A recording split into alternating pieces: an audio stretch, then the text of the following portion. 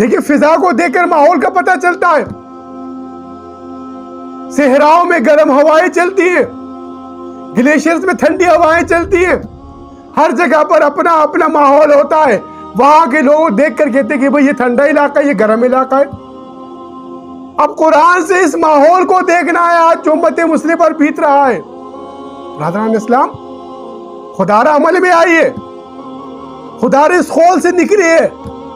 آپ دیکھیے کائنات کے اندر نظام فطرت ہے.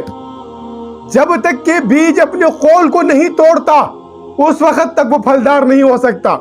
تو اس فرقوں کے خول کو توڑنا ہے, آپ نے پھلدار بننا ہے. ان سیاست کے خول کو توڑنا ہے, آپ نے پھلدار بننا ہے. آپ آخری نبی کی امتی ہیں, اس امتی کا فرض ہے کہ اس آخری نبی کے بتائے ہوئے بنائے ہوئے احکامات پر عمل کریں, اسی کے راستے پر چلے.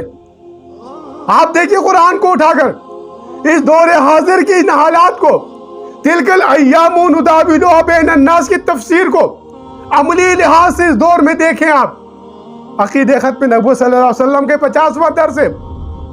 الحمدللہ, درود و سلام اس آقا دو جہاں حضرت محمد مصطفیٰ صلی اللہ علیہ وسلم, آپ کی آل پر, آپ کی ازواج پر, آپ کے اصحاب پر.